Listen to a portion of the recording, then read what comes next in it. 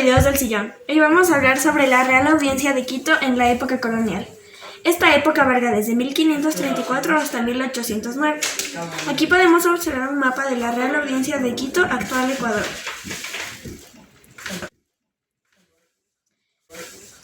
Los límites eran, por el norte hasta Puerto de Buenaventura, por el sur hasta Paita, por el oeste hasta el Pacífico y por el oriente hasta donde descubrieron los quiteños en adelante. Estos límites no estaban bien marcados, ya que la tecnología de la época no estaba bien marcada. La Real Audiencia de Quito fue creada en 1563 por un pedido de los quiteños para el rey de España, Felipe II, el cual accedió enviando una real cédula, la cual se debía cumplir. La Real Audiencia de Quito debía estar conformada por un presidente, 4 oidores, un fiscal, un teniente de gran cancillería, 2 escribanos, un portero y los demás ministros y oficiales que fueran necesarios. Su primer presidente fue Hernando de Santillán, el cual fue presidente desde 1564 hasta 1568. A la jurisdicción de la Real Audiencia de Quito se hallaban adscritas varias gobernaciones, las cuales eran Quito, Esmeraldas, Quijos, Jaén, Maynas, Popayán y Pasto. Más tarde se crearon las gobernaciones de Cuenca y Guayaquil. Los primeros corregimientos fueron el de Otavalo, Ibarra, Quito, Tacunga, ahora La Tacunga, Riobamba, Chimbo, Cuenca, Loja y Guayaquil.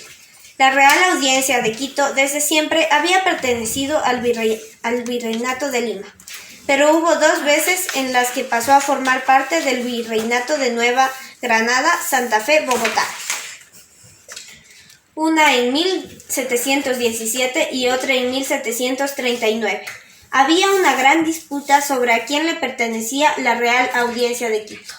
Cuando el presidente de ese entonces, el barón de Carondelet, pidió permiso al rey para que la Real Audiencia fuera erigida por Capitanía General, independiente de Lima y Santa Fe, fue negado por el rey, lo cual inició una revolución.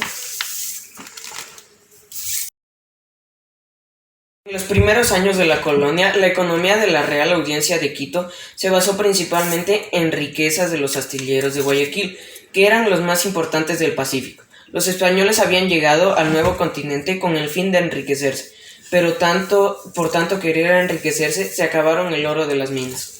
Comenzaron a cobrar algo que se llamaba encomienda, que era un sistema para que un español se encargase de la evangelización, cosa que no se consiguió en la práctica, porque los españoles estaban más preocupados en explotar a los indios cobrándoles tributo.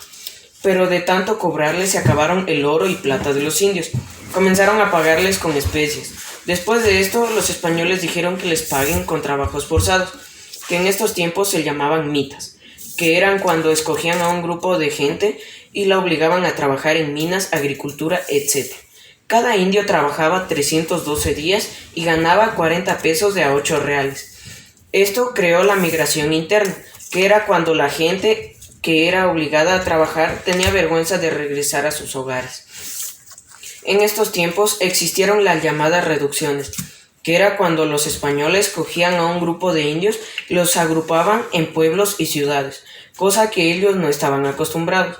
Esto les ayudó a comercializar, evangelizar, administrar y desalojar a los indígenas de sus tierras. También habían obrajes, que eran fábricas de tejidos de lana, algodón y cabuya.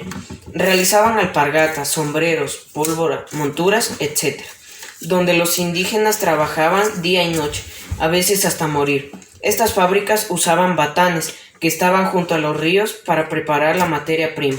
Aquí se lavaban las lanas, tejidos, hilos, etc. Estos trabajos los realizaban las mujeres y los niños. Todo lo que sucedía en el continente americano se derivaba de lo que ocurría en la monarquía de España. A los reyes católicos se les reconoce, además de haber tomado Granada tras la rendición, por el descubrimiento de América. En 1469, Fernando II de Aragón e Isabel I de Castilla contrajeron matrimonio uniendo dinásticamente las 2 coronas más poderosas, Aragón y Castilla, llamados reyes católicos en razón de la conquista de la península ibérica al Islam y el proyecto evangelizador del Nuevo Mundo. Con la muerte de Isabel, Fernando tuvo que ceder la corona de Castilla a su hija Juana la Loca. Fernando se retiró a Aragón, desde donde realizó la conquista de Navarra en 1517. Juana la Loca, reina de Castilla. Toledo, 1479. Tordesillas, 1555. Hija de los reyes católicos. Se casó con Felipe el Hermoso, archiduque de Austria. En 1498 fue reconocida como heredera y al morir su madre en 1504 fue nombrada reina bajo la regencia de su padre. Dejó como sucedor a su hijo Carlos. Vivió retirada en Tordesillas hasta su muerte. El matrimonio de Juana con Felipe el Hermoso hizo peligrar la política. Por otro lado, Felipe murió en 1506 y Juana heredó la corona de Aragón. Dada la incapacidad de la reina Juana, su hijo Carlos se autoproclamó rey junto a su madre. Nació en Valladolid en 1527. Se lo conoce por intentar invadir Inglaterra, que en ese momento estaba gobernado por Elizabeth. Fracasó, puesto a su hermana impasible. Carlos II, rey de España. Madrid 1661-1700. Hijo de Felipe IV. De constitución enfermiza y anormal. Reinó en una época de gran proporción para España. Al morir sin hijos, provocó la guerra de sucesión. Fue el último soberano de la Casa de Austria. Carlos III. Incrementó de las rentas fiscales y comerciales, también reformas de la educación y desarrollo de la ciencia, restricciones del comercio de bienes que compitan con la península ibérica, incremento de impuestos y expulsión jesuita. El rey Carlos III en 1759-1788. En la época colonial, la sociedad de la Nueva España estaba dividida en castas, lo cual dio pie a perjuicios y desigualdad social. La vida política de la Nueva España estaba en manos de la minoría blanca de origen europeo, constituida mayormente por dos grupos, españoles y descendientes de españoles. Desde los primeros años de la colonia, entre estos grupos empezó a darse una gran pugna, debido en gran parte al hecho de que la selecta minoría criolla se encontraba privada de perspectivas y distintos empleos subalternos. Aunque la oposición entre españoles y criollos era real, ambos constituían una clase dominante. El emigrante español venía solo, por lo que formaba su familia en América, planteándose serios problemas al casarse con una negra o una india, pero les gustaba tener hijos con ellas. El papel de los mestizos en la sociedad fue desde muy temprano un factor de inestabilidad, ya que desde el comienzo fueron hijos de la violación del europeo. Los mestizos pronto sobrepasaron a los blancos. A los individuos de castas se les prohibió vivir en los pueblos de indios. Se dedicaban a diversos trabajos, como el pequeño comercio, la pequeña industria, los servicios domésticos, o bien eran caporales, capataces, vaqueros o administradores de ranchos o haciendas. Habían razas en ese tiempo, algunas de ellas eran las siguientes: mezcla de español e indígenas, mestizo; indígenas y negros, sampo; blanco y negro, mulato.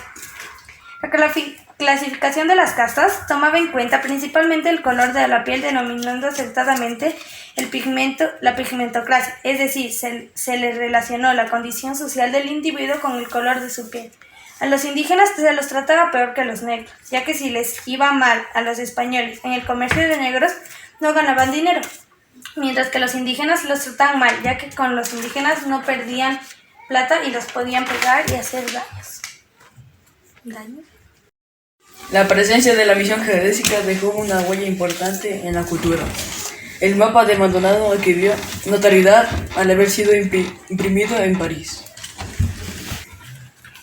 En 1802, el sabio alemán Alejandro von Humboldt visitó Quito como parte de su viaje científico a lo largo del continente americano. Juan de Velasco, un jesuita riobambeño, fue el autor del primer relato histórico sobre la audiencia de Quito. La historia del reino de Quito en América meridional fue escrita en Italia, lugar del destierro de la mayoría de los jesuitas expulsados de los territorios americanos en 1767. El quiteño Eugenio de Santa Cruz y Espejo se graduó de licenciado en Derecho en la Universidad de San Gregorio y de doctor en Medicina en la Universidad de Santo Tomás. En 1767, desde esta compleja inserción social, Espejo elaboró en sus escritos una reflexión crítica de la sociedad colonial tardía. La educación, la ciencia, las costumbres, las prácticas curativas, la realidad económica y social fueron, entre otros, los ámbitos a los que dirigió su pensamiento crítico. Hasta antes de la expulsión de los jesuitas, Quito contaba con 3 universidades, dirigidas por agustínicos, dominicos y jesuitas. En 1788, Carlos III estableció en Quito la primera universidad pública, con el nombre de Santo Tomás. El último presidente de la Real Audiencia de Quito fue Melchor de Almerich, el cual fue derrotado por el ejército independentista del general Sucre en la batalla del Pichincha el 24 de mayo de 1822.